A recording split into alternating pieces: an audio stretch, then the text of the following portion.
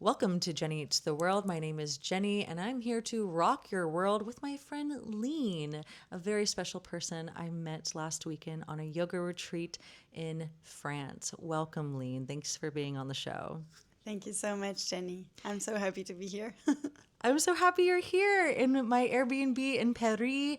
And Lean herself speaks not just French, not just English, but Arabic, Portuguese, and Italian, Spanish. Yeah, I speak 6 languages. amazing. So I want to go into that a little bit later, but first, before we get into how beautifully multicultural you are, tell us a little bit about where you grew up and the start of this expansion of your world when it comes to language and culture. Yeah, that's an interesting question. So, I was born in France. I was raised in France, so it's a big part of my culture. I'm French, but my parents are Algerian and Lebanese, so they migrated from Algeria. But yeah, I spent most of my life in France growing up, so it has a big imprint of who I am. And soon enough, when I had the possibility, let's say around maybe my 20s, I started to study abroad. I went to Ireland to study in Dublin. There I met my best friends, which were Spanish. And the next year, when I got the opportunity to do an internship to work, I really wanted to spend more time with those friends, the Spanish friends. So I moved to Spain to do my internship. So I did also some studies in Portugal. I lived in Italy for 2 years. And now I live a bit around the world, let's say. Amazing. Yes, yes. So, my first question is, what language do you think in? That's so fun because that's actually the question that people ask me the most. And I find it super interesting. So after I got this question, I started thinking about it because before I didn't pay attention in what language I speak, I think. I realized that I think in the last language that I just spoke. So if, for example, right now we stop our conversation and I need to write notes on my phone, I will write them in English, even though maybe that's not the first one that would come to mind, but because there is less friction to change language. For me, it takes me more energy to change language. So, for example, to come back to French, or when I'm in, for example, in Italy, if I'm speaking in Italian the whole time, then all of my notes, my journaling, it's going to be in Italian. But if I receive a phone call from a friend from Portugal, then I do my grocery list. I will put my grocery list in Portuguese. So I realized that, yeah, it's the last language that I just spoke or thought in that will be logically the one that will stay for me until another language come into place, and then that's going to be the one that I think in. Okay. Does it make That makes sense? sense. Yeah. And what about your dreams? Do you tend to dream in a specific language? Oh my God. So I don't know if I'm weird or not, but I don't dream in languages. I realize that I dream in images, or I just get the information. For example, we're seated in a dream and we're speaking. Like, I think I just know that what we said. It's telepathic. Yeah, I don't think in words. I think I dream in a storyboard. Yeah. So you dream in English? That's the only language I speak because I'm a Yeah. lazy American. But yeah, and I rarely dream, but you're right. When we think about how we interpret our dreams, it's more about the feeling and the images, right? And the themes versus what was actually said, Yeah. which goes to show so much about relationships and connecting with others. It's not so much what's been said, but how you said it and how it makes you feel. So, with the vast variety of languages that you do speak, a couple of them are romantic, right? Which is Portuguese and There are Latin Italian, languages. all Yeah. Latin, but Arabic Yeah. is not. It's not. How would you describe thinking and speaking in Arabic and how that differs from your romantic Latin languages? What are some themes that you feel when you're speaking that might derive a different kind of emotion? For example, not that I know German, but German is very harsh, right? And so I know, and this is very stereotypical, but the Germans can be very direct and Yeah. very hard on themselves and very disciplined. So, how has learning other languages affected the way that you go about your everyday? For example, you're speaking French for a week straight because you're in France. What do you notice about yourself in that week? Yeah, so first, your question is so on point for polyglots because I'm convinced that languages shape the way we think. Languages completely shape the way I think, the way I move into the world.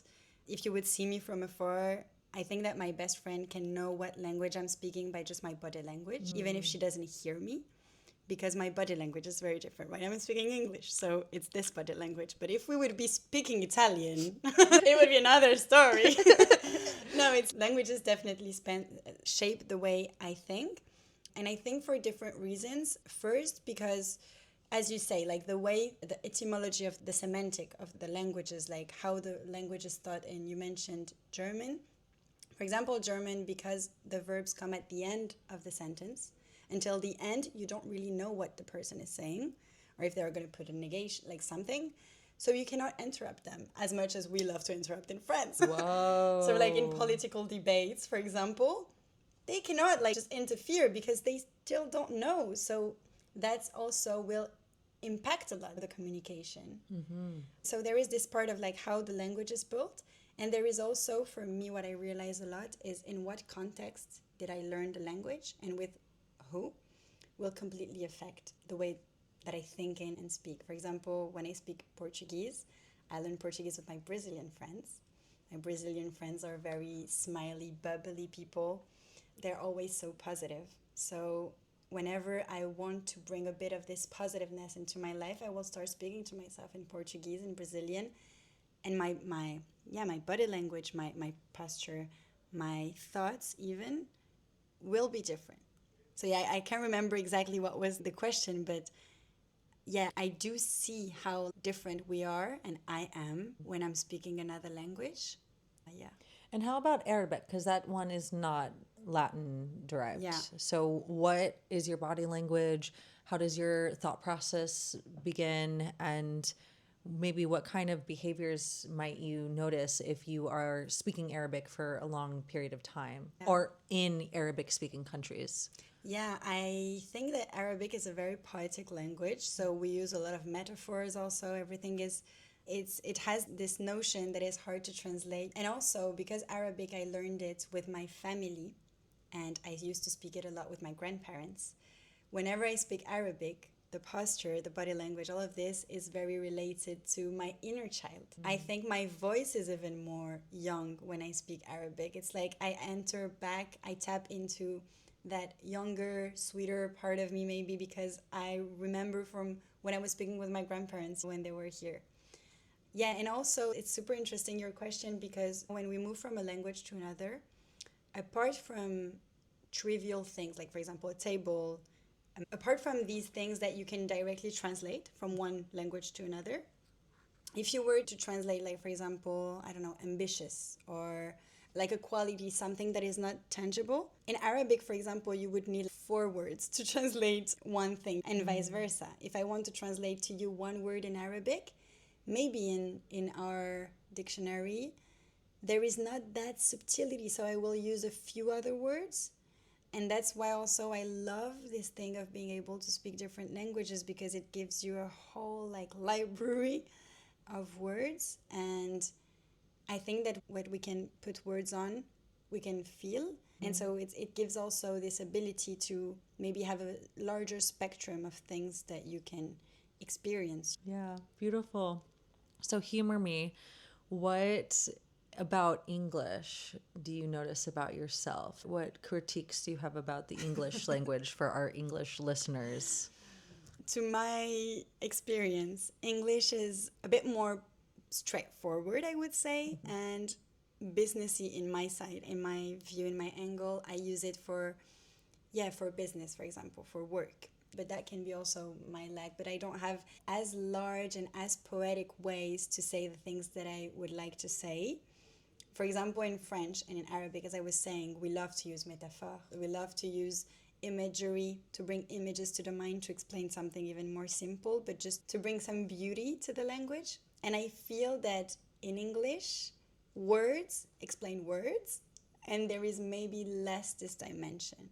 But that can be also because of my lack of richness in the vocabulary in English. But also how the sentences are built, I think it's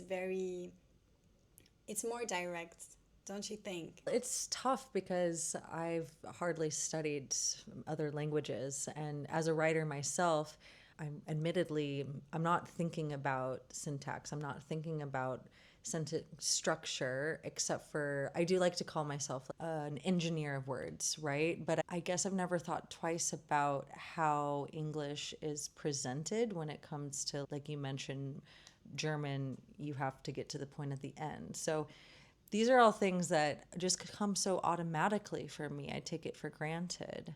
But at the same time, I think as a writer, as someone who's poetic like yourself, what I enjoy about learning new words and learning the etymology of words is creating something that can be so simple and straightforward and then fluffing it up with that imagery. We're sitting at a table can become we're lounging one by one. Yeah, I love that. And I think that you do it a lot also when we hang out, and I find it very beautiful. Yeah. Aw, you are a poet as well. And Lean actually recited some poetry the other night at a salon that I hosted here. And I didn't know anything that you were saying except for le mer, which is the sea, and just the delivery and the way that you carried yourself as you were speaking was just enough for me to understand the passion in it. Just like you noted in the beginning of this conversation, how language affects our body language as well. So I wanted to ask for those who are interested in learning more languages, how does one become a polyglot? What are the first steps, and how do you not get too frustrated with yourself? Because for me, I'm definitely limiting myself when I say this, but it's really hard for me to retain new words in other languages. We both study Tibetan Buddhism, and it's really hard for me to just learn a single phrase in Tibetan. And yet, you tell me something in English and it sticks really easily for me. So, how would you go about, especially as an adult, learning Yeah. a new language? Yeah, that's a great question. Also, because the way I think there is a failure in the system of how we learn languages. Now you see me, I speak 6 languages, but at school I was not good at languages because I don't believe in learning the rules hard by heart and learning like, yeah, the irregular verb, for example, in English were my nightmares. I couldn't learn them. I learned all the languages that I speak, apart from the Arabic that I had at home, after my 20s.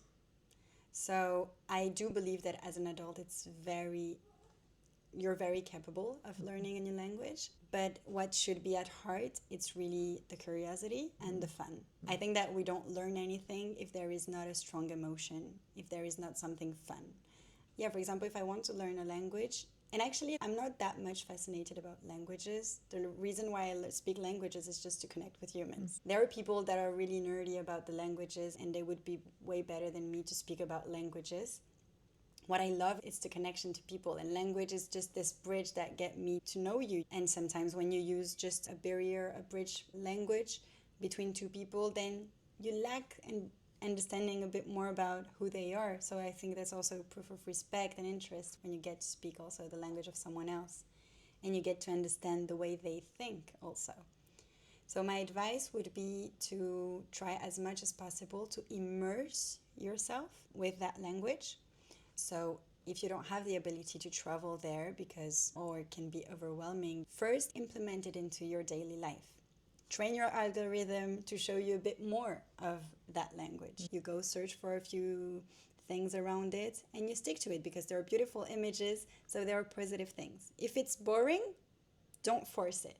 Also, there are scientific tests that shows that synapse connect way faster and they need way less repetition whenever there is a positive emotion or an emotion. I saw a lot of podcasts where people give the example of a lot of people can remember what they were doing on the 11th of September because there was this huge thing happening. So people remember because there was a strong emotion. But if I ask you, what were you eating 2 weeks ago on that date? There were no strong emotion maybe. So it's hard to remember. So yeah, having a strong emotion, meaning finding fun people. Falling in love. Falling in love. Which leads me to my next question. If you are on a date with a French, Italian speaking Anglo Saxon? Is that the right word? Did I just make that up? Anglo-Saxon? Is that No, what? it exists. English-speaking people, right? Anglo-Saxon in French, we say, yeah. There you go. What language would you prefer to speak on a date with a man who speaks as many languages as you do? Huh. I love that. Let me see. I would love a Latin language because I think that I have a larger spectrum of showing my facets. But what I would absolutely love is to go over all of those. So to speak in all of the languages, because in each language I will see an angle of themselves that I cannot see in the other language. I think languages are these like as shades you say of the sunglasses, like the filters. Filters. Yeah, and they can show you those filters whether if you watch like this you see a shape and you watch like this it's a completely different shape. I think that they can show you different sides of people. And I'm sure that I experienced it on a date actually not long ago, where I was on this date with this guy and he spoke also a few of the languages that I speak. So we went to this date, we spoke Portuguese, Spanish, and French, and we had also English in common. And each time he was speaking another language, I was feeling another part of his personality. Oh. Yes, and that was beautiful because those are parts that you can maybe not access when you're in just one side. He couldn't fully maybe show his romance in one language, and as soon as he started speaking Portuguese, which is his native language, he could, and I think that's beautiful. Yeah, I would love to speak all of those to just get to see the different angles of the person. Beautiful. Yeah, it's interesting going on dates with someone whose English is their second language as an English speaking person. And I mentioned this at dinner the other night. I have to listen so much harder to overcome the accent and overcome some of the maybe mispronunciation or some of the misgrammar, which is funny because sometimes in America, it's very common for someone to correct you if you misuse grammar. Oh, wow. Which I've been told, don't ever correct someone, just let them be wrong. Yes. And you would never do that to someone who's speaking in their second, third, or fourth language, right? So I think dating someone or going, or just trying to go on dates or just trying to create more friendships with people whose second, third, or fourth language is your own really allows you to build more empathy. But like you mentioned, the connection that you have allows you to be a better listener. It forces you to be a better listener. And you also don't want to interject every time you can't understand them because that stops the flow and it's really not sexy. I highly encourage everyone to try out other people that don't look and speak like you because the world is just so big for you to be tunnel vision in your own culture. So before we pivot into the next section of what I wanted to speak with you about, I just wanted to ask you if there's any other last thoughts that you have about how language shapes culture, and maybe what would you advise to someone who is listening to this in the middle of America? They've never been outside the country, and like you mentioned, maybe they don't have the means to travel right now. What would you offer them to help them open up the world just a little bit more?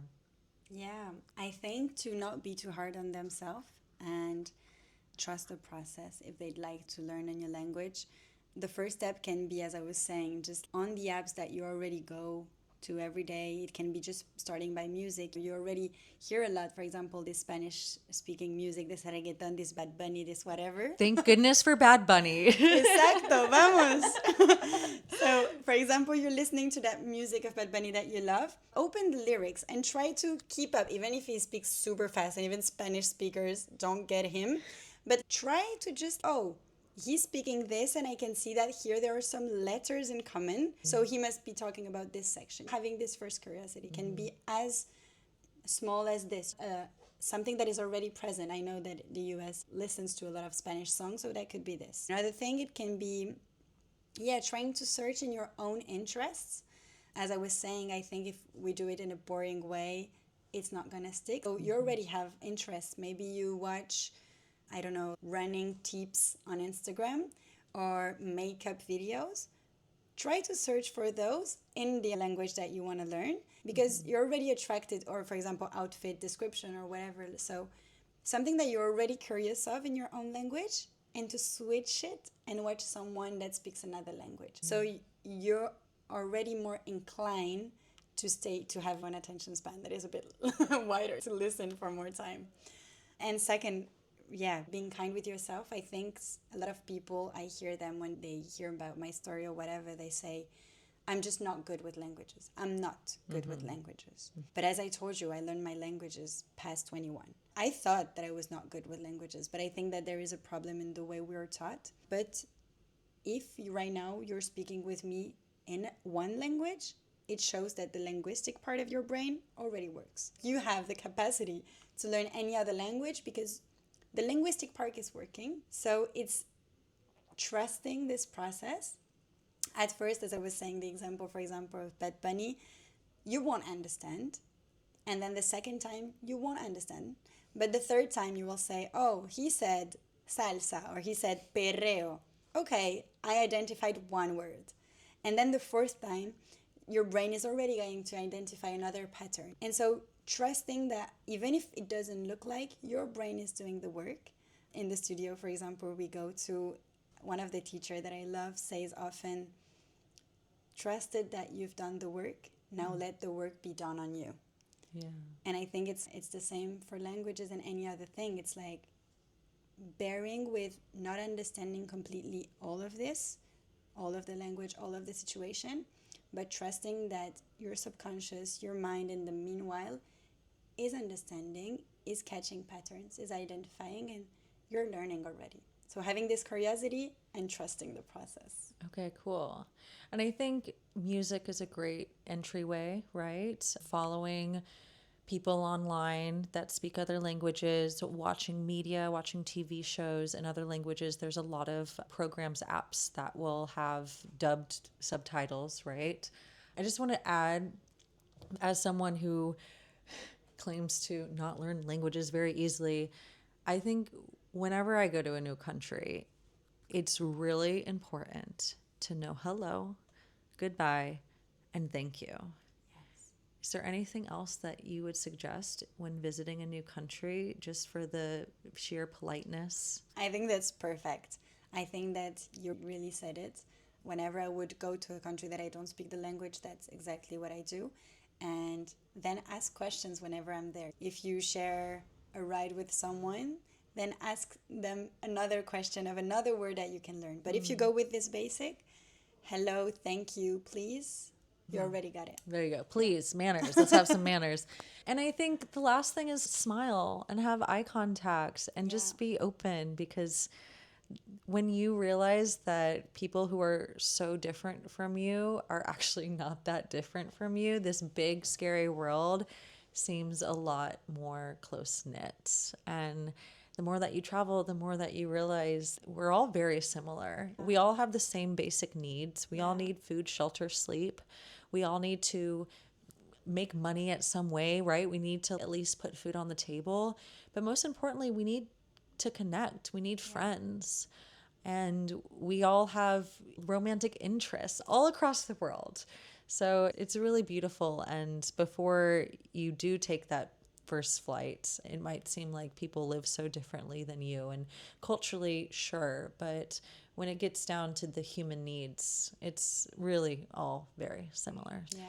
Which I want to segue into our second topic of today. I just wanted to add something on that, Yes. if you let me. Please. No, you said it super well. And just maybe the third thing is really keep in mind that people will be flattered. Yeah. You're trying. Yeah. And that's already so much. As you say, we're similar. We have similar needs. And seeing someone going out of their zone, or out of their comfort zone, to try speaking with you, I'm flattered if someone is doing it. I can barely understand them, maybe because they're not doing it very well, but they're making the effort, so I'm already like all in with them. Yeah. On their lips, waiting for the words to come out. So knowing that, not being too hard on yourself, because people on the other side, they're flattered. No? Yeah. Okay, I'll add this. As someone who, I guess this is now my fourth time in France, and am from Kansas, and I moved to New York, I was told by so many people who had probably never been to France or New York that French people are rude or New Yorkers are rude. And you know what I noticed is if you're rude to them, they'll be rude back. If you walk into a store and you don't say hello, they're going to give you a stink eye, or they're going to force a hello on you. Bonjour, So it really goes back to mirroring. If you're polite and cute and really happy to be there, they're gonna be welcoming because they love their country, I hope. I think we all, despite where you come from, we all have a little bit of sense of pride because we had to come from somewhere and here we are now. So I wanted to talk about your story of how you went from being in one of the biggest conglomerate, one of the biggest corporations in France, to now running your own company. So before we get into it, can you describe what you do at the moment? Yes, that's a long answer. Do you want the short, the long answer? Let's go somewhere in the middle. Yeah. Wait, what's on your LinkedIn page? Wow. I haven't been on LinkedIn for a while, but what I write on it, so I create immersive experiences. I create spaces where people can learn and share, connect. And this takes different shapes, all very linked with my passions. So I'm a multi-passionate person, and I really want to spend time in things that I genuinely love and I'm genuinely interested in. And even though those are different, I create experiences in all of them to get people to share these experiences with me. So that looks like retreats. That looks like what, one-off events, Exactly, classes, workshops, workshops. retreats. And what would people expect at these workshops and retreats? So they're very different one. For example, I host longboard dancing camps. Longboard dancing. When you told me this, I was so confused. Yeah, so we dance on longboards, which are skateboards on the land. Maybe some people saw them on the surf, or maybe you already saw a longboard dancing video. But this, for example, it's one of my passion. I love to skate, I love to dance. And this discipline, longboard dancing, it's about finding your own style on a moving board. And so I host, week-long camps where from the start we take you, you've maybe never stepped on a board, and by the end you can already do a few steps, you can play around with this. And I also organize events related to languages that have nothing to do with this. What does that look like? What do you mean by that? So, for example, last year I organized a retreat that was called the Fluent Experience, which is one of my project that is not linked to longboard dancing. The idea is to get people to learn languages and learn about different cultures through fun activities. And of course, through fun activities, we will play around with maybe doing surf or doing this sport activity or maybe explore on a hike. And the concept there is that we're all people from different nationality. So then you go out of your comfort zone, and through bonding, through these activities and these games that I create and that we create and that we create together, you get to know more about someone else's culture, someone else, the way they perceive the world shaped by their own culture. So those are two examples of things that I do. We met also in a retreat that I have produced that is from a yoga studio. And I think like today, my day to day, it's very hard to give a title, and that's why I'm not a huge fan of LinkedIn because we look at titles. And when I quit my previous job at L'Oréal, as you mentioned, the first question that I ask myself is, if titles don't matter and if money doesn't matter, what would you be spending your hours on? When you wake up, who do you want to be? What do you want to do? Where do you want to be? I was lucky enough to have a bit of saving on my side from that job that I didn't have to worry so much at the beginning. And I was like, go full in. What do you want to do? Let's imagine you're already a multimillionaire. What do you want to do? And that's only through asking this very honest question to myself that I naturally got drawn to the things that I genuinely like that are different. One is creating experience, organizing retreats. One is teaching salsa, dancing, because I love dancing. Whenever there is music, You can know that I'm on the other side of the room hearing the music and dancing. But what all of these things that I do have in common, and that should be the title, it's the fun and the passion. It's something that genuinely passionate me. Yeah, I just want to note for our listeners the first day I met you and we entered the retreat home, all of a sudden we heard music being played from the piano. And sure enough, Lean just found her way to the piano. And then a week later, I hosted a salon and it was a lot of strangers. And I went to go get the door for some more people, and I come back and Lean, who had just met a woman like 2 minutes prior, is waltzing salsa. What was it? We're doing Dancing. tango. You were doing tango dancing with her, and it just shows so well that you are fueled by your passions.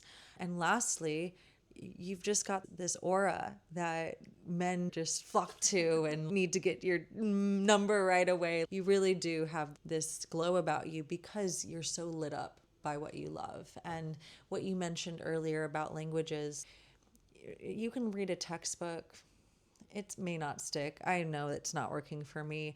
Or you can fall in love with dance, you can fall in love with a cuisine, and then teach yourself at least a good 100 more words and phrases. Absolutely. Through that very facet or activity or whatever it is. So maybe you can't talk about economics in French, but you can talk about French literature and artists, right? So that's beautiful.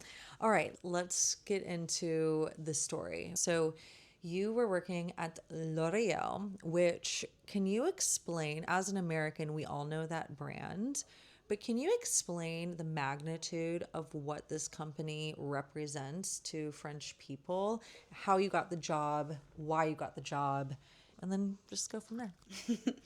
Yeah, it's L'Oreal is huge, and I think if you're not inside, maybe you don't even perceive how huge it is, because it's in the 4 distribution channels. So you have luxury with all the license from Armani, Yves Saint Laurent, Lancôme, all of these fragrances, makeup, or from L'Oreal. Okay. You have the main distribution, which is in supermarkets. There's Right. Maybelline, all of these products that you can get at your supermarket, but that are cosmetic. You have the pharmaceutical one, which is Vichy, La Roche-Posay, all of these dermatological creams, SkinCeuticals also. And then you have the 4th channel, which is the professional salons, like hairdressers, with all the L'Oréal Professionnel and all the other brands that are also L'Oréal. And so L'Oréal is this huge company with so many brands that is the leader of the cosmetic market.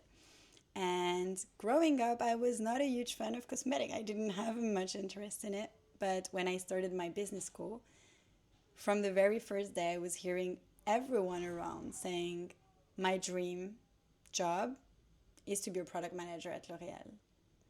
And I had no idea what it means because, to be honest, when you are just out of being graduated from school, we don't know what is marketing or product manager. In France, at least, we have no clue what does it mean, what is a day-to-day job. I know what is someone that does pastry. I can see the pastry, but being a product manager, I have no clue what it is. So, yeah, I went into my business school hearing all of these people speaking about how popular the company was, and maybe, I don't know if it because I was maybe detached a bit more from it, but as at the end of the year we all did our interviews for the company that we wanted to go, I applied and I got it. And I know that a few of my friends that really wanted it didn't get it. I'm wondering if it's maybe also because they wanted it so much and maybe it reflected, I don't know. I have to say also that I had a love at first sight with the interviewer, the woman that was interviewing me. And from outside, even though I was not at L'Oréal yet, I was hearing a lot of people, some people criticizing the management there, that it's very like a word of shark, and maybe working at L'Oréal can be hard. So that's why also I was not that inclined to think this is my dream job. I was just like curious about it. But when I met this interviewer and really loved the conversation that I was having with her, because the interview felt like a conversation, she was also a very passionate people. that now left the company and created her own business, by the way. But so, yeah, that's how I found it easy to bond with her and naturally then enter that bigger corporation, as you were saying, that can be a bit intimidating. So, yeah, that's how I got in. So you started as a project manager. How long did you work there?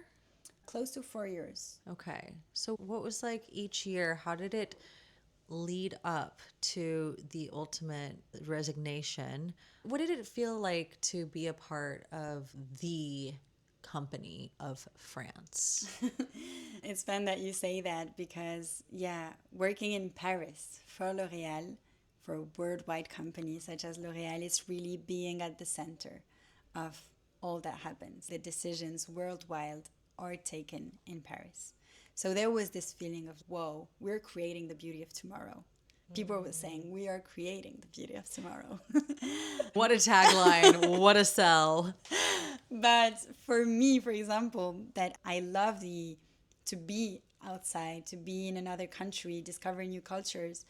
Being in Paris was not maybe the thing that excited me the most. So very soon inside L'Oréal in Paris, I was saying that I was very curious to go work for L'Oréal Portugal or L'Oréal Spain because I wanted to see how they were doing it in the countries, not just at the headquarters, and how the culture shaped the beauty of the place. Also, I was super curious about that.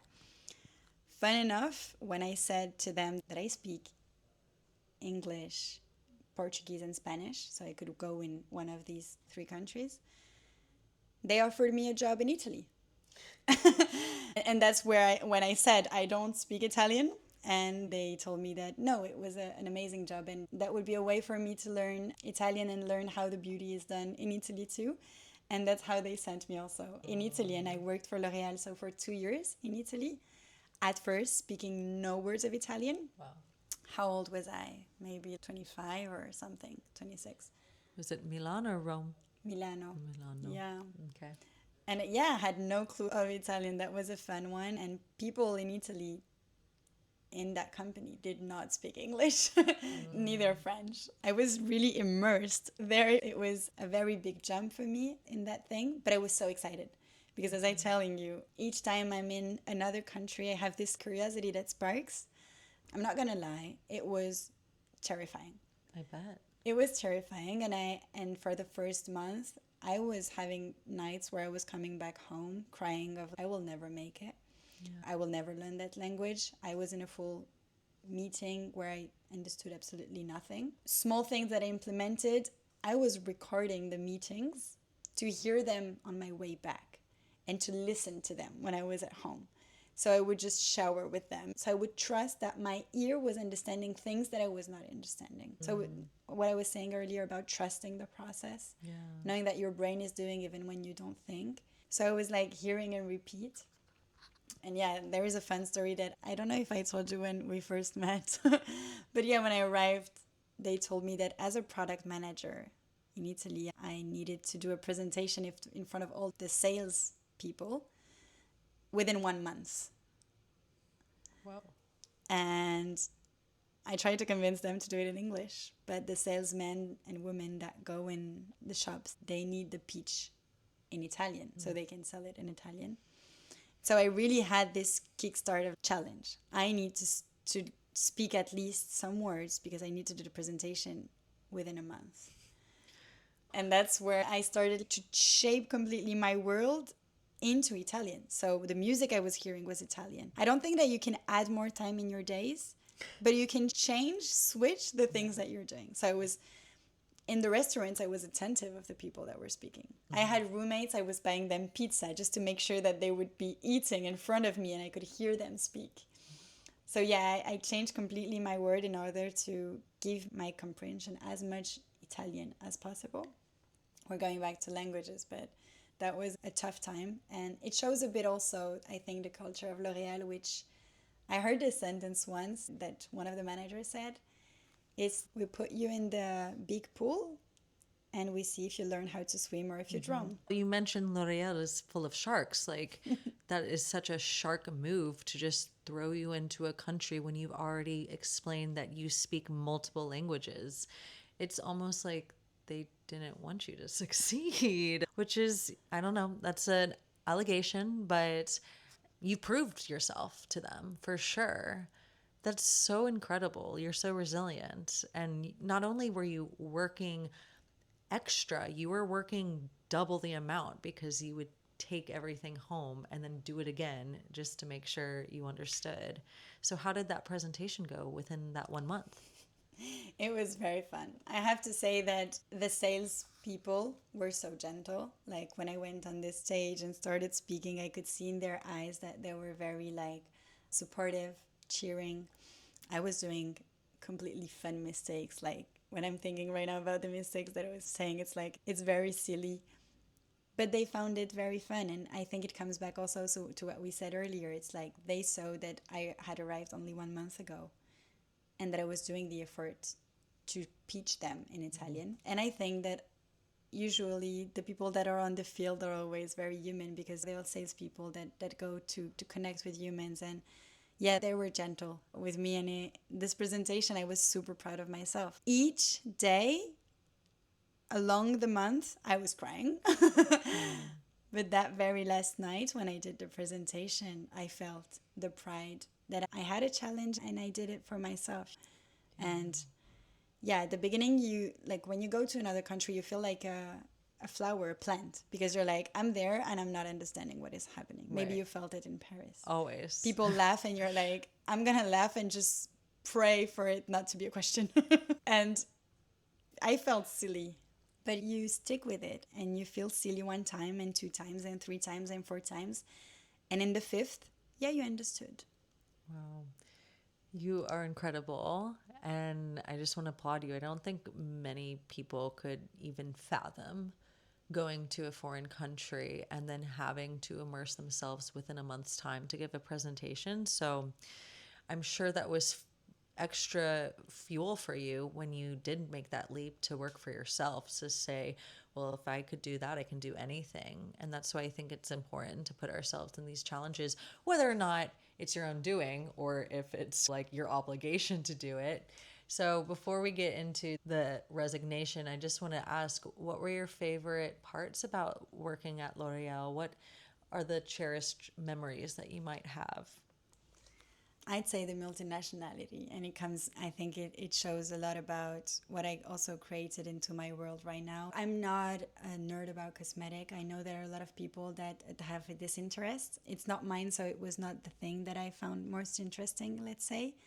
But to work for a multinational, to get to work with an Italian, a Portuguese, a Lithuanian, and each one is speaking about the particularity, the specificity about their countries. I was just fascinated to see how, yeah, a product that performs very well in a country, they don't even need it in that other country because that's not in their routines. And just understanding the different cultures and getting to bond through work also with different people from different nationalities, I think that's what I cherish and that I learned a lot. And yeah, my years at L'Oréal Italy were beautiful also for this, because I was not living the country only as a traveler, but really as a local, having my routine in Italy, working there. I know that you also had a working routine in Korea, so maybe you can feel this. Working in a country, you feel a part of it rather than just when you're traveling from outside, right?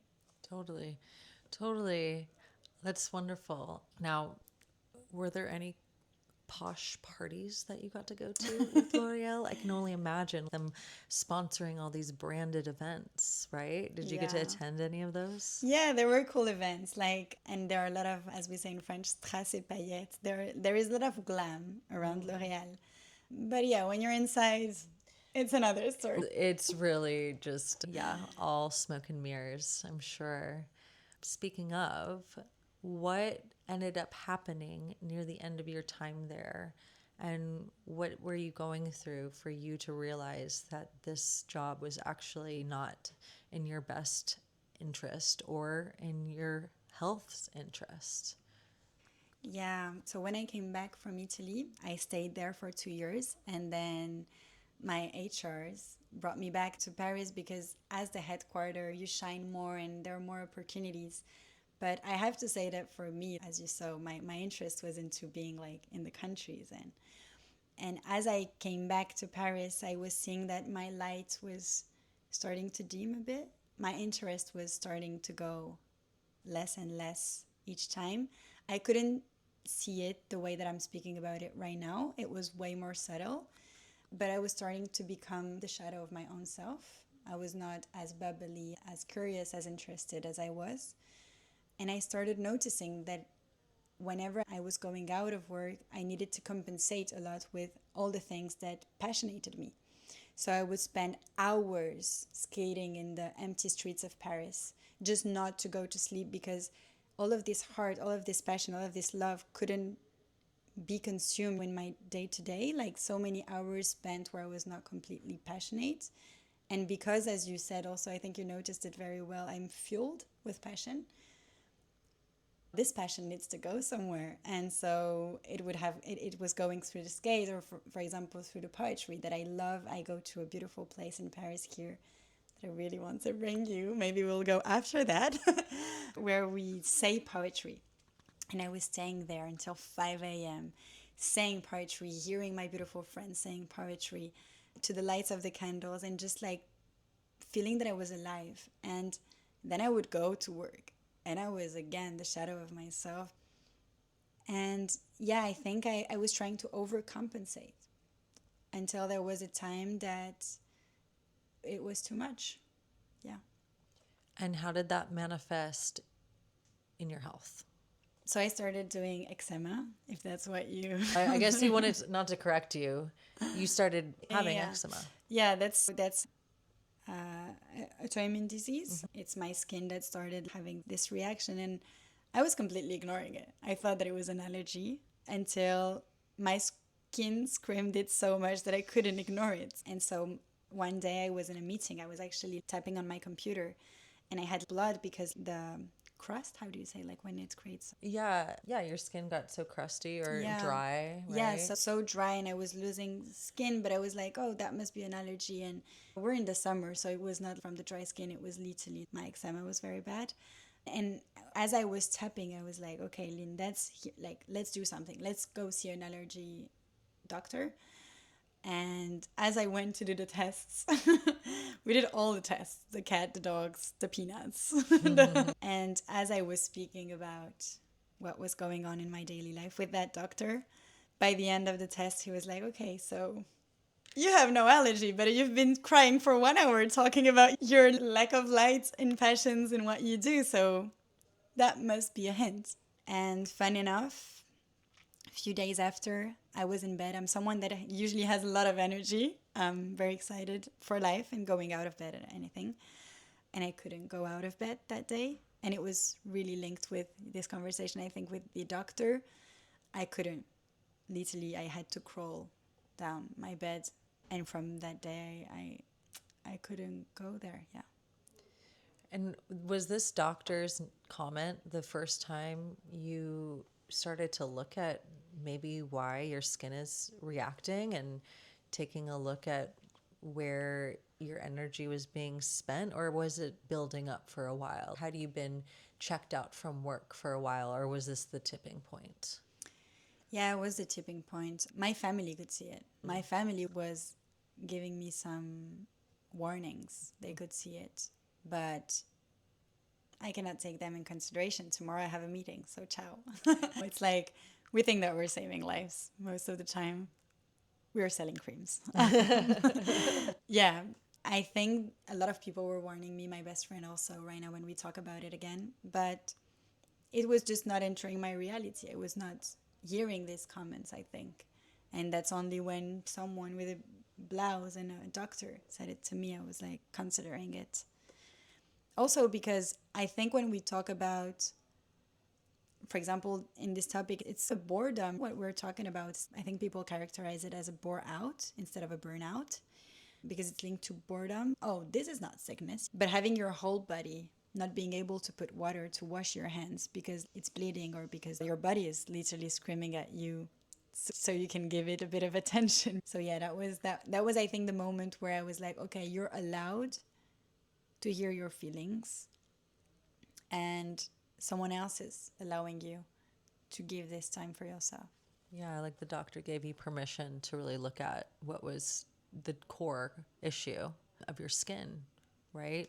Not that I'm a doctor, but you could look up so many podcasts talking about the root cause of most autoimmune diseases come from stress. So, for those who might be in a position right now where they're bored or they're burnt out and they know that their job isn't fulfilling them in the way that they know their life is meant to be full, what advice would you have for them to help them not just take the leap, but just have a little bit of grace for themselves? Because not everyone's in a position to have some savings.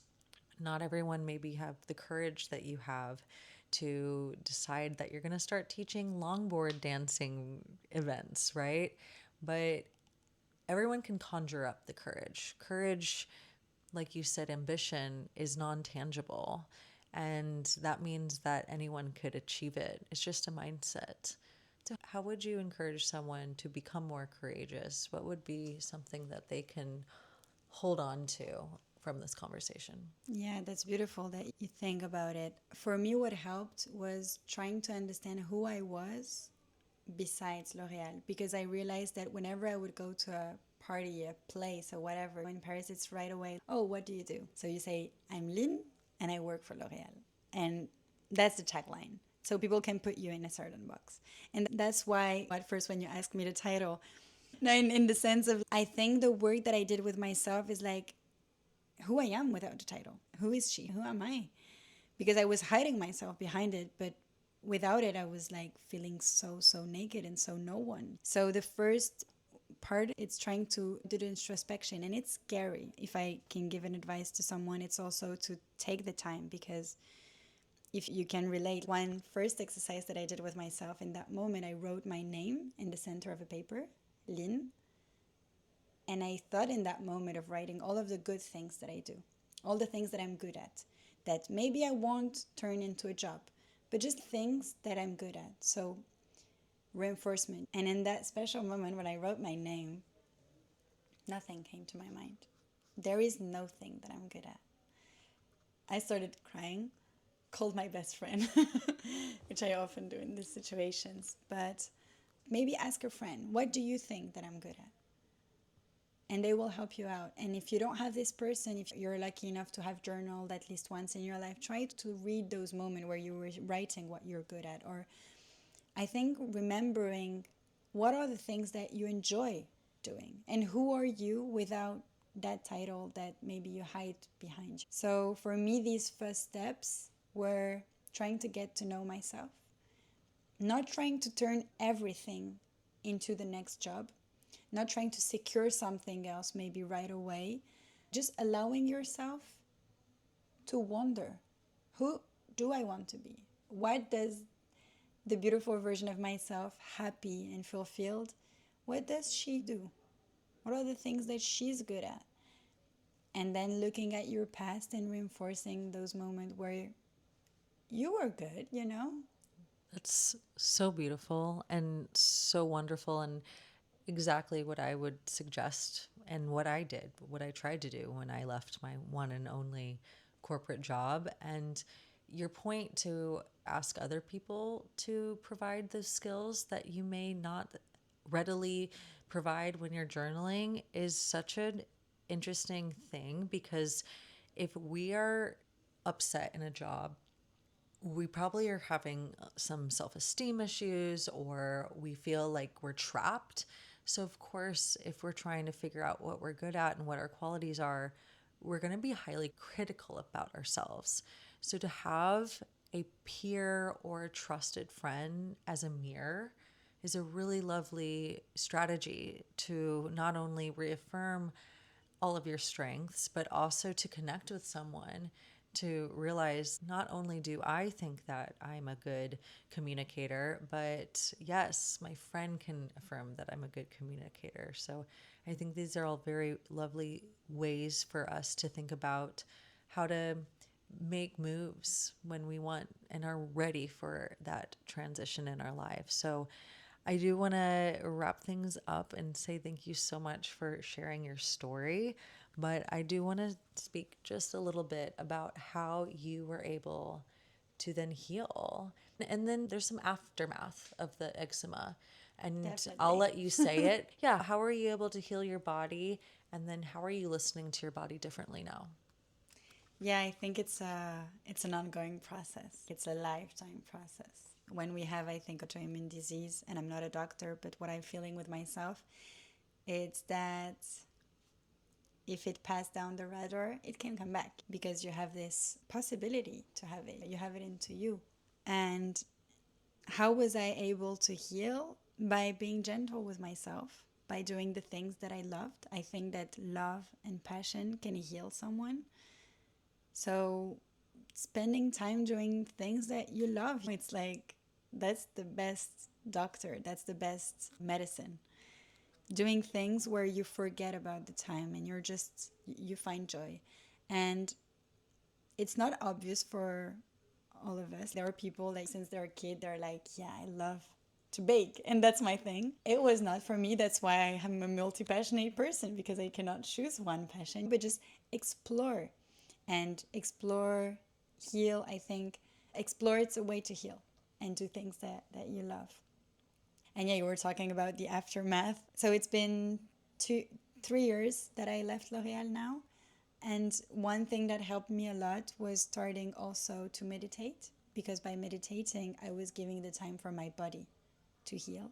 I was giving my body also attention. Meditation is amazing and Do it. Do meditate. it every day. And also because one of the meditation that I stick the most with, one of the meditation that I love that we do at the studio that we have in common is you picture your inner guide, you picture that perfect version of yourself into this guided meditation and doing this exercise of wondering what does she like to do? What does she look like? What does her posture say about her interests? Does she has a posture of a dancer? Does she have so that meditation was helping me heal and having a guidance of what should be the next step. So meditate, please. No, this meditation definitely helped me as learning how to take the time. And until today, 3 years after, a few months ago, you would have asked me, I would tell you I got completely rid of eczema, but it came back. More subtle, but it came back. And now I know that whenever I'm too much into something and maybe I lose the light and the love for what I'm doing and why I'm doing it, and I'm not taking the time enough for myself, it's gonna be like, ding, Lean, I'm here. Yeah. Yeah. Yeah. Healing is not definitive. It's an ongoing process. It's an everyday listening. It's an everyday discovering of who I am, what I like, what I don't like, what I won't stand for anymore. Because you've been working for yourself for 3 years, but I'm sure every year you've discovered more and more. And the second we stop learning and the second we stop trying to uncover more parts of ourselves is the time that the eczema pops up. Yeah. Or for me, it might be I start binging again. And the years that my mental illness were the worst were the years that I was not catering to my passions. I really put them not even on the back burner, like they were in a whole nother kitchen, like locked up in a closet. Okay. But I think it's this conversation will hopefully not only help those who are curious about exploring their passions, but hopefully give them the motivation that, let's say they are in a 9 to 5 and they have this cushy salary, that also provides you with the means to then take that cooking class on the weekend, to hopefully take some PTO and go to France in the summer, because life is way too short to just go to your 9 to 5 and then live for the weekends. Yeah. We're living right now in the moment at 10 p.m. in Paris, where the sun is finally setting and it's beautiful cotton candy skies. It's all pinky. Yeah, and I think we need to go to some poetry tonight Yeah. because that's what lights both of us up. I won't know what they're saying, and I don't think it's even fair for you to translate while they're saying it because we just need to be present because I can read body language, and that's why I love travel so much. I mean, yeah, there's an exoticism about being around people who are speaking a language you don't know, but it also ignites so much curiosity of, are they interested in the same things we are? Like, at the end of the day, if you live in a metropolitan, yeah, everyone goes crazy about sports. Everyone wants a good meal. Yeah. We're all obsessed with Bad Bunny. Yeah. Well, Yeah. maybe we should speak for ourselves, but that's what's so beautiful about culture is there's so much that has a through line, but it's the diversity that makes life so rich. So thank you, Beautiful. Lean. How can people find you and take your surfboard handstand flip into the cave class that you're teaching next? You can share my Instagram, which is l'inaperçu. We're going to write it We're going to somewhere. write that. But that's my name with a small play on word in English. Which means what? It means the unperceived, the unnoticed, because when I created my Instagram, I didn't want to be noticed. And so taking Lin, it starts with my name Lin, and l'inaperçu in English, it means the unperceived, the inaperçu. Interesting. Yeah. And you're on your way to 10K followers, so joke's on you. It's true. But yeah, and I'm super happy also if you found something interesting in that conversation to share with me a message on my profile or also write it here, because I'm super happy to talk about all of these topics. I think that your questions, Jenny, were very on point. You claim yourself for being like someone that speaks only one language and that doesn't know much about languages, but your questions about being a polyglot and how it shapes the mind and all of this were really on point. And yeah, I'm super happy that you're giving us this opportunity to speak about that. I'm so grateful you came into my life just a couple weeks ago, and I can't wait for you to teach me how to surf because truly that is one of my biggest bucket list items, and I might as well learn French while I'm at it. So yeah, of course. you're so cool. I guess I wanted to ask, how do you become so cool? But we just addressed that. So I Be think curious. be And curious. you can give us so many advice. You are so cool. And I remember the very first second I met you with your yellow top going out of the Uber, the taxi. It was 2 weeks ago, not even. And yeah, Jenny went out of this Uber in the middle of the countryside where we were, and she was like, "Bonjour!" Did I say it like that? Yes, and it was the cutest thing ever. And I was like, wow, who is that sunshine? I think you're very cool. And then when you started speaking about living in Korea and all of the amazing things that you've done, yeah, I'm very inspired also by you. And I'm so happy that now you entered into my life. And hopefully we'll do many adventures together, including learning French, including dancing tango and salsa and many other things. Oui, bien sûr. Oui. Oh, okay. I think you answered the question. If you want to be cool, then start to travel. So thank you so much for listening to Jenny Eats the World. This is Jenny and Lean. If you've liked this episode, please share it with your friends, comment, and rate the show. We're so happy to have you, and we'll see you on the next one. Bye bye, bonne soirée. Bonne soirée, au revoir, ciao, adios, goodbye.